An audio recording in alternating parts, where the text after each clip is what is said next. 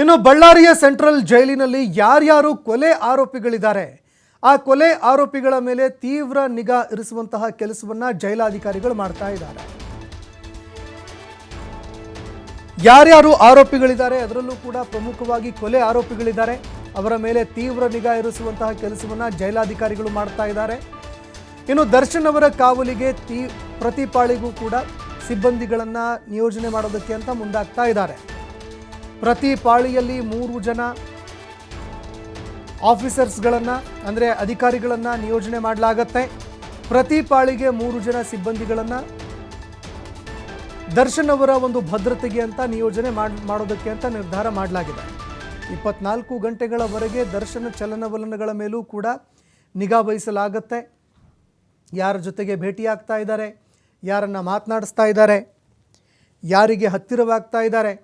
ಯಾಕಂದರೆ ಬೆಂಗಳೂರಿನ ಒಂದು ಪರಪ್ಪನ ಅಗ್ರಹಾರದಲ್ಲಿ ನಟೋರಿಯಸ್ ರೌಡಿಗಳ ಜೊತೆಯಲ್ಲಿ ದರ್ಶನ್ ನಂಟು ಬೆಳೆಸಿದ್ದಾರೆ ಎನ್ನುವಂಥದ್ದು ಗೊತ್ತಾಗ್ತಾ ಇದ್ದಂತೆ ಅದರಲ್ಲೂ ಆ ನಟೋರಿಯಸ್ ರೌಡಿಗಳ ಜೊತೆಯಲ್ಲಿ ಆರಾಮಾಗಿ ಕೂತ್ಕೊಂಡು ಕುರ್ಚಿ ಹಾಕ್ಕೊಂಡು ಕಾಫಿ ಕುಡಿತಾ ಕೈಯಲ್ಲಿ ಸಿಗರೇಟನ್ನು ಹಿಡ್ಕೊಂಡು ಸಿಗರೇಟನ್ನು ಸೇದ್ತಾ ಆರಾಮವಾಗಿ ದಿನ ದೂಡ್ತಾ ಇರುವಂಥದ್ದನ್ನು ನೋಡಿ ಒಂದು ಕ್ಷಣ ಇಡೀ ರಾಜ್ಯ ಬೆಚ್ಚಿ ಬಿದ್ದಿತ್ತು.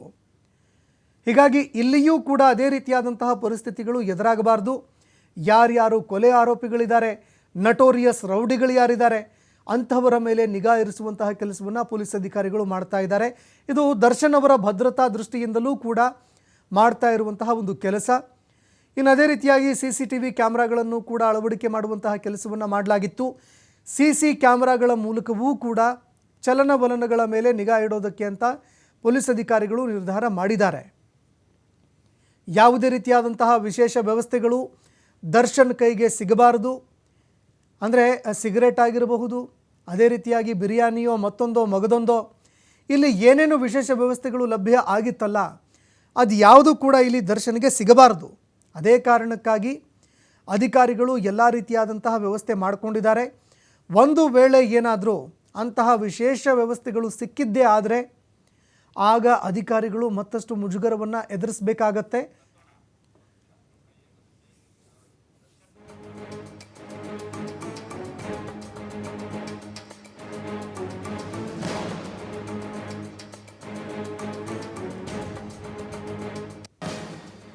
ಇನ್ನು ಆರೋಪಿಯಾಗಿರುವಂತಹ ದರ್ಶನ್ಗೆ ಬೇರೆ ಬೇರೆ ಯಾರ್ಯಾರು ಆರೋಪಿಗಳಿದ್ದಾರೆ, ಅದೇ ರೀತಿಯಾಗಿ ನಟೋರಿಯಸ್ ರೌಡಿಗಳು ಯಾರಿದ್ದಾರೆ, ಕೊಲೆ ಆರೋಪಿಗಳು ಯಾರಿದ್ದಾರೆ, ಕೊಲೆ ಆರೋಪವನ್ನು ಹೊತ್ತಿರುವಂತಹ ಕೈದಿಗಳು ಯಾರಿದ್ದಾರೆ, ಅವರು ಯಾರೂ ಕೂಡ ಅವರ ಹತ್ತಿರ ಸುಳಿಯದಂತೆ ಎಲ್ಲ ರೀತಿಯಾದಂತಹ ವ್ಯವಸ್ಥೆಯನ್ನು ಮಾಡಿಕೊಳ್ಳಲಾಗಿದೆ.